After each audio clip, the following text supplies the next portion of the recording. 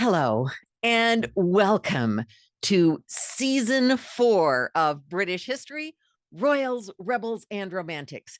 Can you believe it's season 4? I cannot. And I'll probably keep saying that several times in our first few months. I'm just so excited. To all of you who have been with me, who have joined me on this journey of doing a podcast about British history, the Royals, Rebels, and Romantics, those stories who really show us what's possible. That's my big belief. History shows us what's possible. And as part of that journey, I am thrilled to introduce to you one of my brand new best friends, the Tudors by Numbers. This book is now out in the US, very recently out in the US. It's been out in the UK for a while. And I am so grateful to Pen and Sword, my publisher, to all the folks I've worked with, to those of you who have already read the book, to those of you who have given such wonderful reviews, so specific ideas for future books, all those kinds of things. I'm so grateful. I have also heard from some of you that you'd like me to share some of the backstory, some of the behind the scenes of writing this book, some of the favorite things I found out. Someone asked me what she would be most surprised by, all those kinds of things. And so I thought for this podcast, to kick off season 4, I would do that. I would share with you some of the journey of the Tudors by Numbers. I so appreciate you being with me. I appreciate you as listeners. I so appreciate my patrons.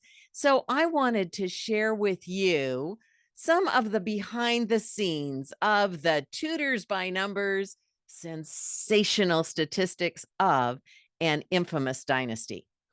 Now, people who know me well often start by asking me, why numbers? I'm not exactly known as a numbers person. I'm more of a word person.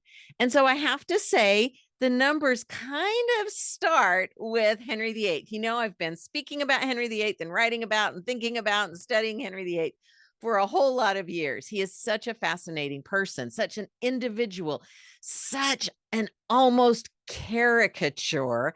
And that toward the end of his life, and this is one of his later portraits, he sort of becomes known as a big guy.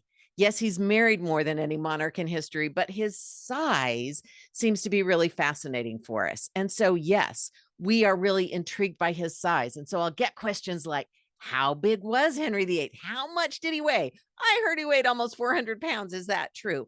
And those numbers are really, really interesting. But it's not just how much Henry weighed. It's really what those numbers tell us about the king. So you have to remember, when he comes to the throne in 1509, he's almost 18 years old, and he is an athletic, tall. He's at least 6 inches taller than most of the men around him. He towers over the court. He has broad shoulders and a slender waist. He can joust. He can hunt. He can shoot arrows. He can do it all. He is a true Renaissance king. And when he becomes the king, yes, he begins to indulge himself. He begins to eat the finest foods, and he's still exercising a lot. So as we get into the 1520s and the 1530s, he is starting to put on some weight, but it's not yet out of control. It's going up, but it's still manageable. And how do we know that? How do we know what size he was? I mean, the portraits, you know, you look at some of the ways he presents himself and certain body parts, and you know, this is someone who liked to be flattered in his portraits. Well, the armor is what tells us the story of his size, because it had to fit. It was what protected him. So his jousting armor and his fighting armor, he did try and invade France a couple of times. So his actual fighting armor really tells us the story. And what happens in January of 1536 is he is injured while he is practicing for the jousts that were coming up. There's a huge May Day joust. He always participated in it. He was practicing and he falls off and his horse rolls over on him. There are different accounts of the injury, but we know it's a really dramatic injury. And in 1536, the reality is, despite how he presents himself as the world's most virile man, he does not have a legitimate son to succeed him. And if he had died in January of 1536, his wife at the time, Anne Boleyn, was pregnant, and he had a 2-year-old daughter that he had decided was legitimate. That was Elizabeth. He also had an older daughter, but he had declared her illegitimate and out of the succession. It's not a good succession plan. And he realized he had to make sure, do everything he could to make sure he didn't die. And so it's around that time he stops jousting. He also really injures himself. Possibly his head is injured. We know that there is an ulcerated part of his leg that continues to get worse and worse over the years. And so he stops jousting and he stops hunting and he pretty much stops riding for pleasure. And his lifestyle changes so much. I mean, 1536, as Professor Susanna Lipscomb wrote a book entitled 1536 because so much goes wrong for him that year. But it's not only its effect on his physical health, because he doesn't stop eating. He maybe eats more and he's no longer exercising. So his weight goes up dramatically. His armor tells us that his waist in particular grows and grows and grows and grows in very unhealthy ways. And so by the end of his life, remember, in the last 4 or 5 years of his life, he decides to invade France again. So he has new armor made. And those measurements tell us that he is morbidly obese. And by the time, those estimates are that by the time he dies, he, in 1547, he probably did weigh close to 400 pounds. But it's not just those numbers, the 52-inch waist and the increase and the 400 pounds. It's what those numbers tell us, the story behind those numbers, because we see him becoming, over those last several years of his reign, increasingly tyrannical, increasingly angry, increasingly vicious, and in some ways bloodthirsty. Well, he's in pain probably every day. He can't get around. He has changed from being this fit, active athlete to being someone who has to be carried from room to room, who has to be hoisted up upon his horse, who has to be hoisted up from one level of a palace to the upstairs. He can't walk upstairs. And those numbers tell a story of a man who is coming face to face with his limitations. And by the end of his reign, still has only one legitimate son. So he has not fulfilled the expectations he had of himself. Those numbers tell a story. And there are other stories throughout the Tudor dynasty that are told through numbers. Numbers give us a new way. And that's what I was looking for, a new way to meet and experience and get to know this dynasty. So we're going to go through some of the fun numbers in the book. I want to sort of introduce you, if you haven't read it yet, to some, maybe elaborate a little bit. So one of the numbers is the Tudor Rose. This is the symbol of the Tudor dynasty, the rose. It's beautiful and it's everywhere. You know, I love this emblem. This is just so great. But you have to understand that Henry VII made it up. And he used the white rose. Yes, the Yorkists had used the white rose. He used the red rose. He himself hadn't even used the red rose until after Bosworth, when he realizes he has to tell a story. His goal was to come up with the number one. That's the way I start the book, the number one, that he is the one person who should be on the throne. So nobody else needs to be thinking they should challenge him. He's the one person who should be on the throne. And he's going to create this symbol of one rose that represents his narrative, his story of the union between himself, Henry Tudor, a descendant of the House of Lancaster, and Elizabeth of York, who is assumed to be, at the time, whatever you think about the princes in the Tower or Edward V and his younger brother, Richard, they are thought, according to many, many records from the time, they are thought to be dead. And at least nobody seems to know where they are. That makes Elizabeth of York, as the eldest daughter of Edward IV, the Yorkist claimant. So we've got the Lancastrian claimant in the person of Henry, the Yorkist claimant, and by marrying Elizabeth, he forms that Tudor Rose. He presents himself and his wife as being the natural, automatic, and fait accompli end of the Wars of the Roses. So you see him in the portrait holding the red rose. Again, he never used the red rose throughout his life until he took the throne and came up with this story. You see Elizabeth holding the white rose, and you see the idea, how he brings that idea. And through his reign, the Tudor rose really captures the imagination. At the time, most people couldn't read. Of course, almost no one had access to the royal records where they could see that the red rose either hadn't been used, or some people think maybe he added a few sort of retroactively. But what people could see is what they understood. And that Tudor rose was emblazoned everywhere and really caught on as a symbol of the dynasty. Now, we know that Henry VII did have some challenges to his throne, and they were both associated with the Yorkist family, but he was able to withstand them. And many people, even when Lambert Simnel and Perkin Warbeck came along and thought they could rise up and gather people around them and overthrow Henry, many of the people throughout Tudor England at the time had bought into that story of the Tudor Rose, of that union representing something new, a look forward rather than backward to those years of battle. So it was, I think, one of the greatest branding exercises of all time, that one rose, which really came to represent the Tudors throughout their dynasty. And now we see it as the English rose. It is still everywhere. In fact, if you had your really good glasses on, you may have seen it during the most recent coronation, that of King Charles III. The rose is part of the regalia to this day.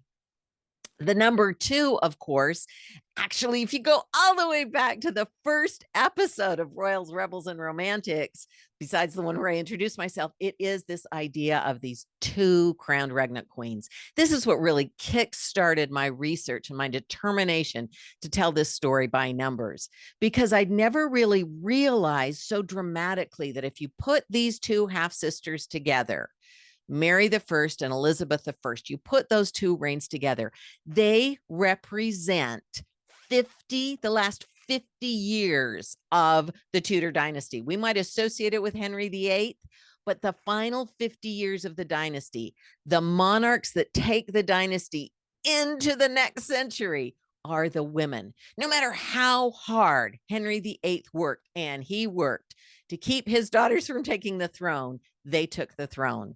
And together, those first two crowned regnant or ruling or sovereign queens are 42% of the dynasty. 42% of the Tudor dynasty is under the rule of a woman. And this matters because it really changes the monarchy. Monarchy previous to the Tudors was always thought to be male. And certainly Henry VII believed that. Henry VIII believed that. And Edward VI believed that. But when it came time for Edward VI to make an attempt to change the succession, he couldn't find a male Protestant to leave the throne to. That's why he went to Lady Jane Grey. And in fact, that didn't work. And Mary and Elizabeth, the two of them, one right after another, really changed the monarchy. The country did not fall apart. It did not go up in a big puff of smoke. It was not overrun by France or Spain or the Habsburg Empire or anybody else. In fact, Mary and Elizabeth both ruled. Yes, they had problems. Yes, they had rebellions. Yes, they had challenges, but they kept their thrones and proved a woman could rule. Maybe people didn't like it, but they proved it was possible. And from then on, every other dynasty after the Tudors had at least one regnant queen. And we know the reign of our last queen, Queen Elizabeth II, the longest in history. So it really is important to realize the impact of these two women. The next thing we come to is, well, what about the kings? Yes, there were three kings, and I couldn't help but think, we three kings. I was probably writing this around Christmas or whatever. But the idea is these three, a grandfather, a father, and a son, if we sort of look at it in that perspective, attempted to create the dynasty sort of in their own image, in their own way. Each one was really attempting to make a lasting impact on English history. Well, we have Henry VII, I think very overlooked in terms of a significant king, because he started the dynasty, he created the Tudor Rose and the Tudor narrative, he held on to his throne, he established all kinds of great connections with foreign leaders. So even though he came to the throne through a battle, the Battle of Bosworth, once he was there, he didn't want to fight with the Scots anymore. He married his daughter to the King of Scotland. He didn't really necessarily want to fight with Spain anymore. He married his son, Arthur, to the daughter of Ferdinand and Isabella, the Catholic monarchs of Spain. A little teaser, there's a really fun program coming up about Ferdinand and Isabella at the Smithsonian. It's online, so it's available to watch from anywhere. But those two, Ferdinand and Isabella, represented some of the strongest monarchs in the world at the time. And when he got an agreement that their daughter would marry his son, that was a stamp of approval on his dynasty. He really went to tremendous effort. And then after Arthur died, and then Elizabeth of York died, the final act of Henry VII to make this dynasty work was he stayed alive until Henry, his son, Prince Henry, was almost 18, was so close to 18 that although Margaret Beaufort was probably sort of an informal regent for those few weeks, Henry VIII was looked to as an adult monarch. So Henry VII did an enormous amount. Then we have Henry VIII, who thinks he's going to take the throne as this dynamic, athletic young man, have all these sons, establish the dynasty in his image. He steps away from his father's image. Well, we know that doesn't quite work the way he wants. So 20 years in, he decides he has to make a change in his wife. He ends up marrying 6 times. That's pretty remarkable. But he also makes some really significant steps when he enacts the Reformation and establishes himself as the head of the Church of England, when he commissions English translations, the first royally commissioned complete English translations of the Bible, and insists that they be in every church. Those kinds of things really change the trajectory of English religious history and his way of weaving that religious and political history together, also the trajectory of English political history. So all of that changes in the rule of Henry VIII. And he really thinks, if you read his will, you can see that he is thinking he can actually call the future, the next monarchs. And then if that doesn't work out, here's the next generation. And if that doesn't work out, he projects way into the future of what he wants things to look like. He really believes it's all about him. Not so much, as we know. Edward comes along. Henry's will is set aside very quickly as Seymour becomes the Lord Protector, which is not in Henry's will. And then Edward also really believes his father did not go nearly far enough in terms of religious reform. And so he believes he can remake the country sort of in his image and take out a level of religious reform that will really make a difference and really have this huge impact on the country. Now, we know Edward doesn't live long enough for all of that to come into effect. He doesn't live long enough to marry and have a son. And his final attempt to put his mark on the country is his attempt to change the succession and leave the throne to Lady Jane Grey. Now, why do these 3 kings matter in this way? Why is it so important we have these 3 Tudor kings, each of which try to personalize the dynasty in their image, so to speak? And I think one of the reasons that ends up being so important is that these kings make it so personal. And I just showed that image from the Wars of the Roses. That was a very personal monarch time, right? The Wars of the Roses. It was very much about Henry VI, and then the Lancastrians embodied in him, because if Henry V had lived longer, it's very unlikely that would have happened. But because Henry VI wasn't really kind of personality, or maybe was an effective king, Then we have the Yorkists coming along. It was very personality driven. And the early Tudors really tried to be in that same way, quite personality driven. But we also see in the reign of Henry VIII in particular, and that certainly goes on with Edward, the growing role of Parliament. Those three kings were, yes, very powerful and very tyrannical in some ways with Henry VIII, but Parliament was also taking a larger and larger role, and Parliament continued to grow through the Tudor reign. Henry VIII is the one who let Parliament into the process of choosing the next monarch. That was kind of his idea. And once that starts, well, Parliament wasn't interested in giving that up. And so you really see it doesn't end up being quite so personality driven as those three men really tried to make it. On the other hand, certainly by the end of the reign of Henry VII, the Wars of the Roses is definitely over. We do see challenges to the throne, certainly in Henry VII's reign, and Mary Queen of Scots makes a play for Elizabeth's throne. But it's not the civil war within England happening with different noble houses. Religion sort of takes the place of that. But the Tudors managed to hold their throne, and personality does really play a part there. So it's this interesting story, the three kings leave us. Now, when we get to 4, I thought, let's look at Elizabeth in maybe a little different way.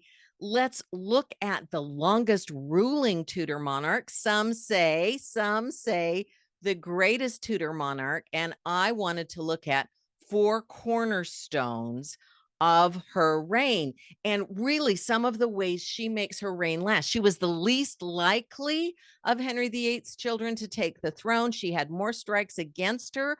She was disinherited and declared illegitimate, not just by her father, but also by her half-brother Edward, and emphatically by her half-sister Mary, who was quite desperate not to leave the throne to Elizabeth. And so here she is. She's been declared illegitimate. Many in the country did not accept the marriage between Henry VIII and Anne Boleyn.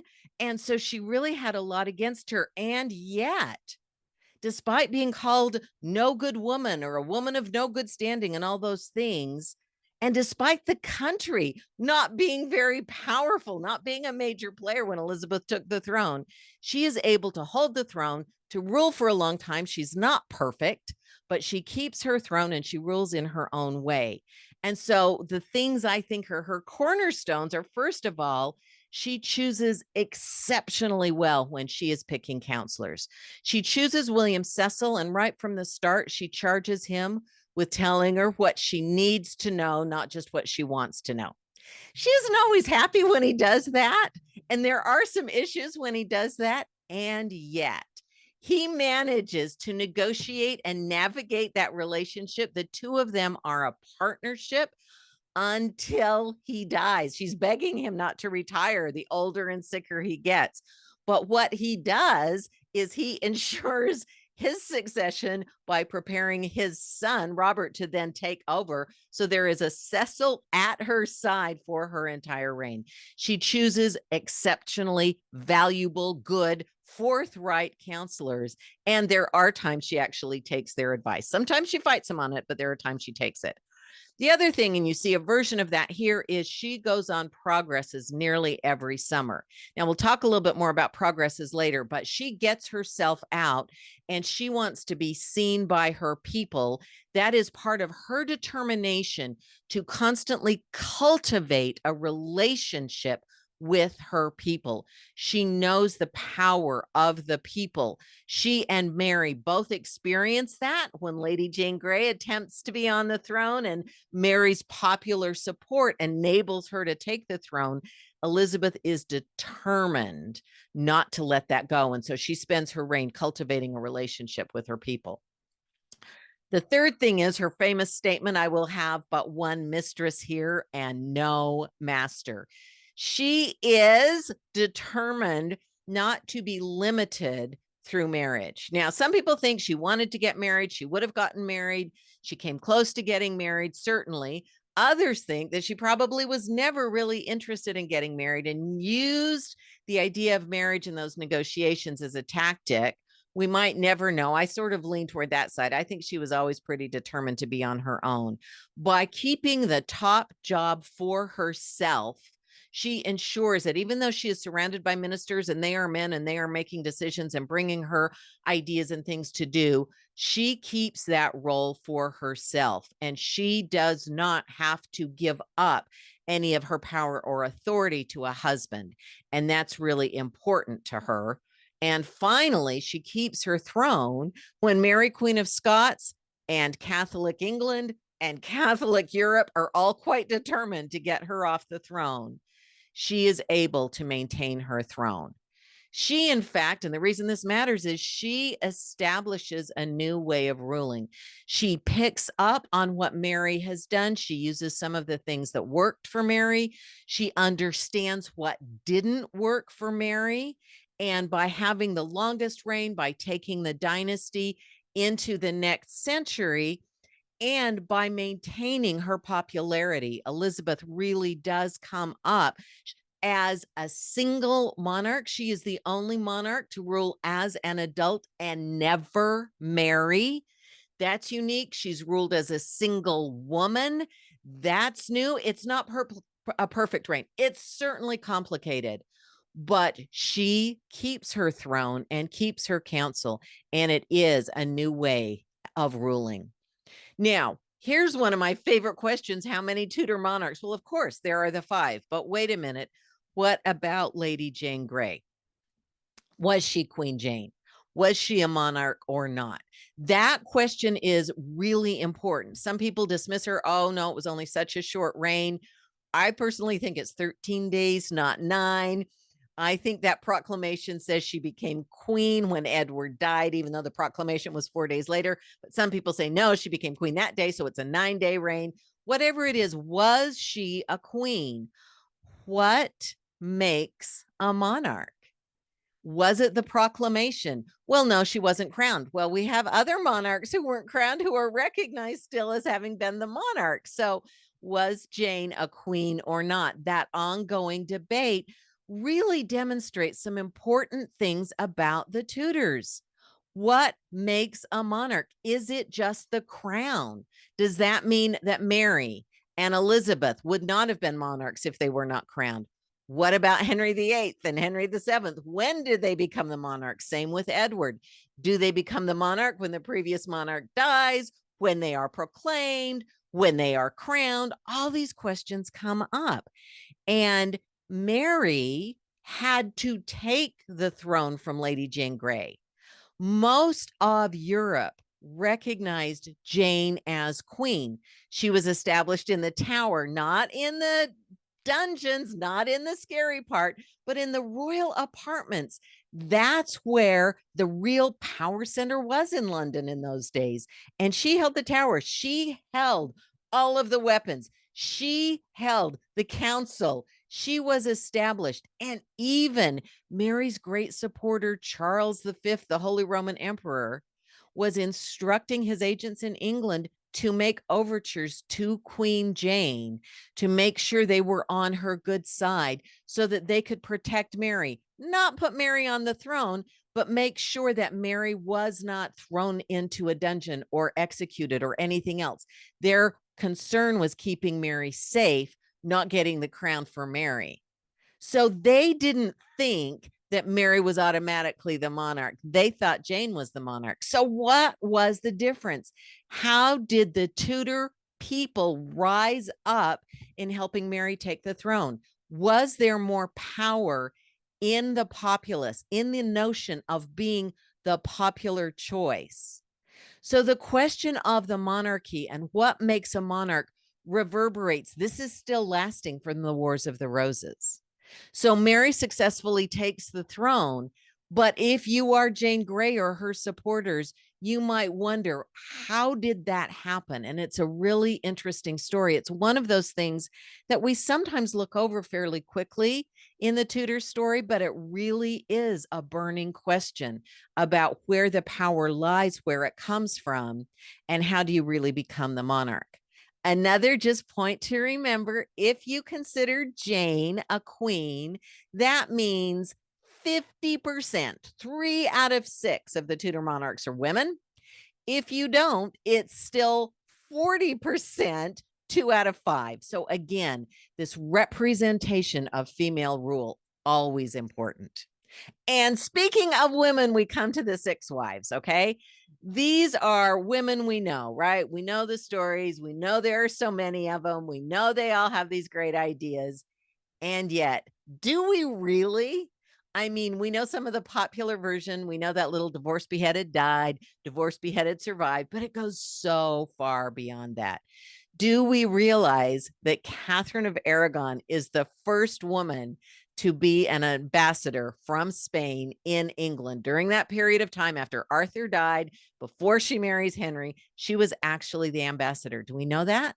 First female ambassador to England? That's a pretty big deal. Do we realize that Catherine Parr actually was a published author as queen, the first queen to publish as queen?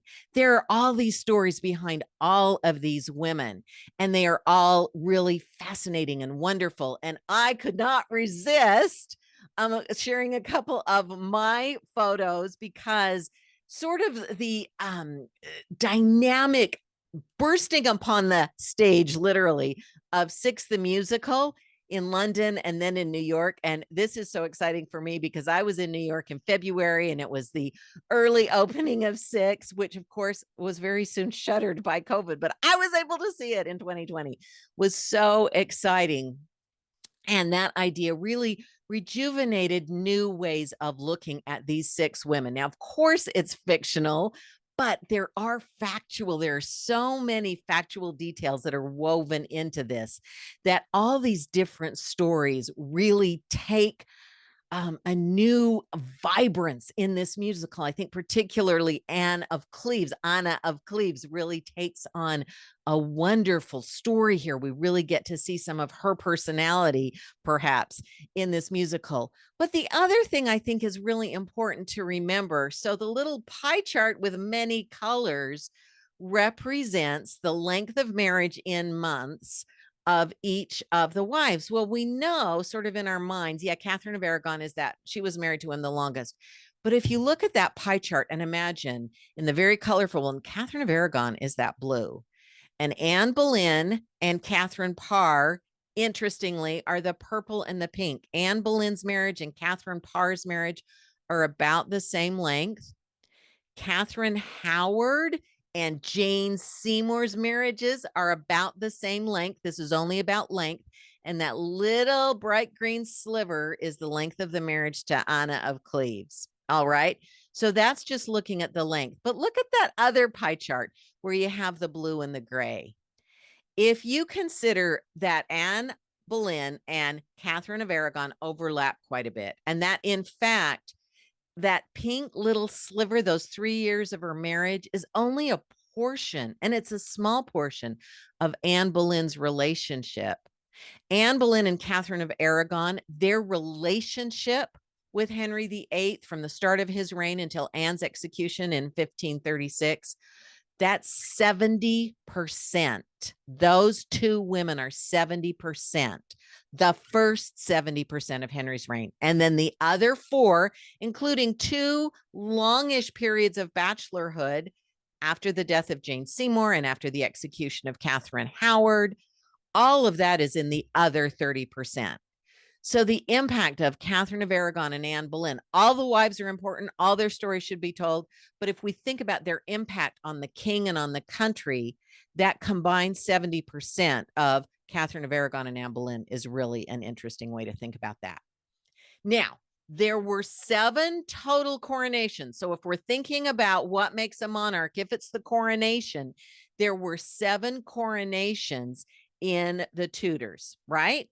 And so how does that happen? Well, first of all, we have 1 coronation of a king and queen consort together, and that is Henry VIII and Catherine of Aragon. Here, you see Henry under the rose, you see Catherine under the pomegranate, and that was a woodcut that kicked off Their marriage and their coronation, they happened within just weeks of each other.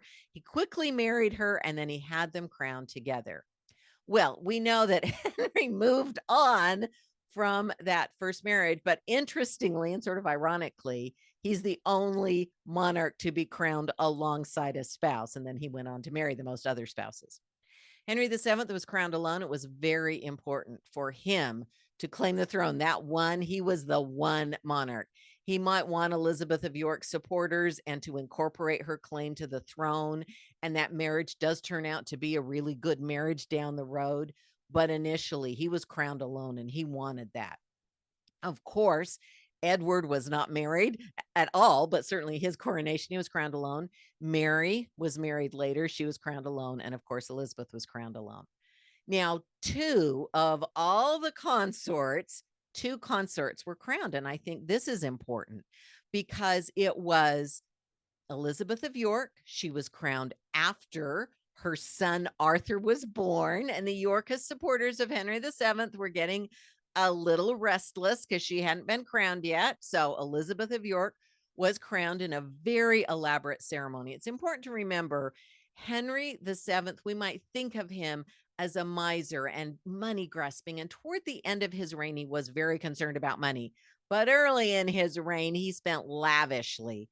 And Elizabeth of York's coronation was a lavish, dramatic, over the top affair, as was the coronation of Anne Boleyn. Anne Boleyn's coronation was the first public ceremony after Henry VIII had broken with Rome and set himself up as the supreme head of the church. So in some ways, it was almost a new coronation for him because he was putting everything into that coronation. Anne Boleyn was about 6 months pregnant. She was certainly visibly pregnant. There were plenty of comments about that for her coronation. And interestingly, the St. Edward's crown, which you saw used, if you got up early and watched the coronation, you saw used with King Charles III. St. Edward's crown is used for the monarch. There is another crown used for the consort. Anne Boleyn is the only consort whose record we have showing that she was crowned with St. Edward's crown. It's a fascinating detail. Some people think it was perhaps Henry VIII going all out. I don't care if this marriage is unpopular. This is what I want. She's the queen. And also this baby is going to be the new heir. Mary, Princess Mary was very popular, but Henry was staking a claim. Interestingly, less than 3 years later, that same head on which St. Edward's crown was placed was removed when Anne Boleyn was executed. So her tenure as a crowned consort was pretty short. Elizabeth of York's enjoyed a bit longer. Now, progresses were really important, and there are 8 progresses. I'm not going to go through them all now. Don't worry. There are 8 progresses I think are kind of pivotal in the Tudor dynasty, but it's really interesting to think about progresses. Now, here is something I consider a progress. Maybe technically you don't consider it a progress. It's the foreign progress when Henry goes to France for the Field of Cloth of Gold. But it does take the form of a progress because it accomplishes some of the things that progress has as goals. A progress is about more than leaving the palace you've been staying in order that it be cleaned. Certainly, the court was always on the move because, well, no running water, no public bathrooms. I mean, it got very, very dirty very, very quickly. But there were enough palaces right in London that you didn't have to go far afield to come to a new clean palace. But Henry VII, Henry VIII, and Elizabeth I really leaned into the idea of progresses. It was an opportunity to take your show on the road, to show off your magnificence and your might. And this is certainly something that Henry did at the Field of Cloth of Gold. He showed off his magnificence. It was all magnificent. I mean, the tents were covered with cloth of gold. It was just fantastic. Both he and Francis were showing off. And also the might.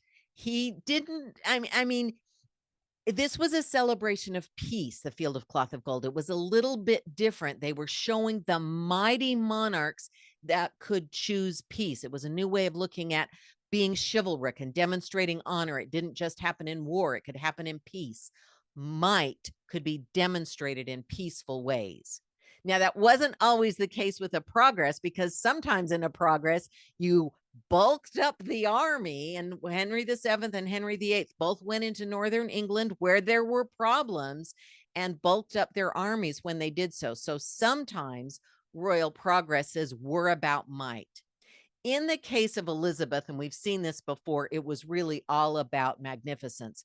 The court was moving, the court was where the monarch was, and Elizabeth preferred to stay with friendly territory. She didn't go into places that were threatening rebellion. In fact, one of the interesting things during the time that Mary Queen of Scots is in England, Mary Queen of Scots comes in 10 years into Elizabeth's reign and is housed in England. And so the progresses from then on take a very careful path to always avoid anywhere Mary might be close or her supporters might be close. Elizabeth wanted to stay in friendly ground, but she was still showing off her magnificence. She really liked to be seen. She would travel in an open carriage or in a canopy like this or on horseback so she could be seen. So those progresses were really an important public relations tool. Now, there are some ways that the Tudors changed us that we may not think about or may not realize started with the Tudors. And I put this out, some food. Yes, they had some interesting food, but also we see breakfast, the popularity of breakfast for a large percentage of the population.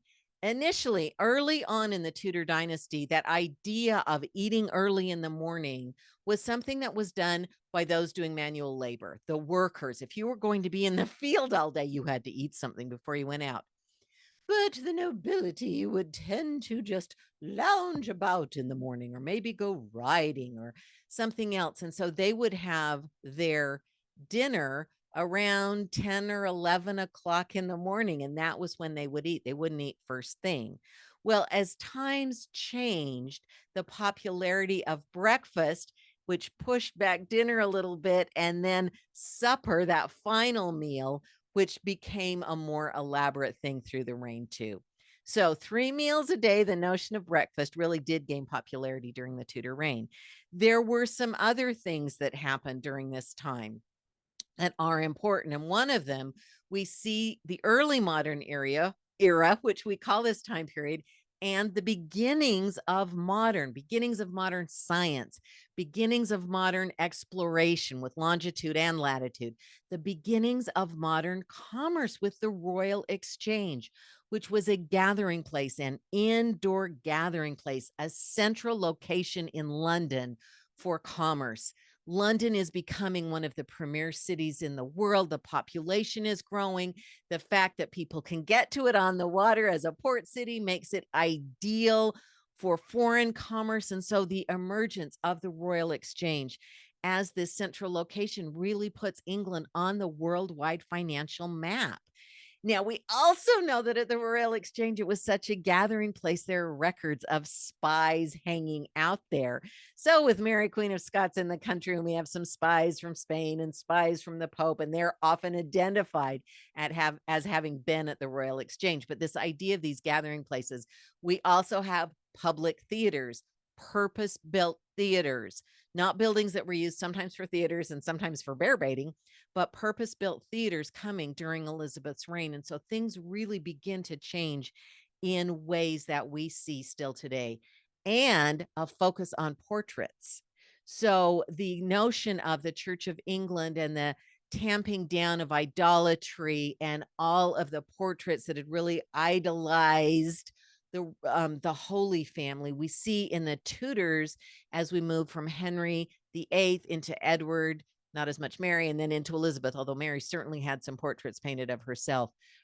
All of this portraiture. And so this is a time period where we don't just have portraits of the monarchs, but of many other people. We really get to feel like we can see and get to know the Tudors. Now, there are some surprises that I found, and we continue to be surprised by the Tudors. This is one of the exciting things, where there was a cloth, an altar cloth found at Bacton Church.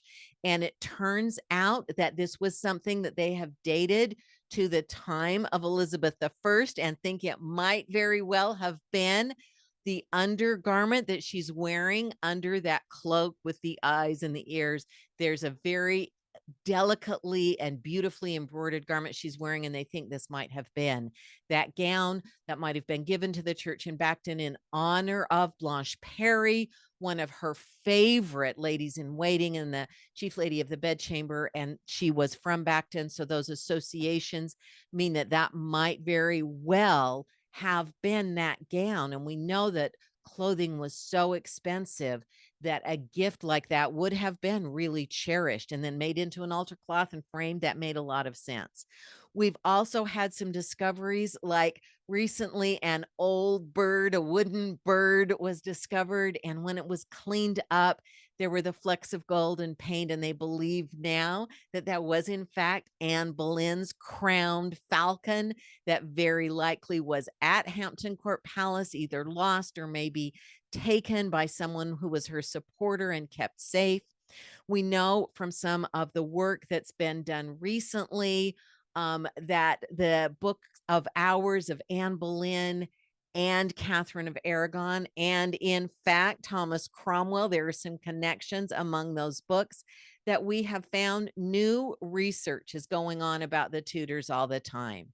And I think one of the reasons that matters is the Tudors, now they created this portrait of themselves, and you can kind of see what Elizabeth was after here, right? So you see some sort of bright, shiny around Henry VIII. Edward is barely there. Mary has war following her, and she's painted in darker colors. And then here's Elizabeth, right? Bringing in peace and prosperity and all of that. They've given us a lot of propaganda, starting with that Tudor Rose, the greatest branding exercise in history. They've given us a lot of propaganda. But the more research that's done, the ongoing research, those surprises remind us that history really does show us what's possible. It's possible to know more.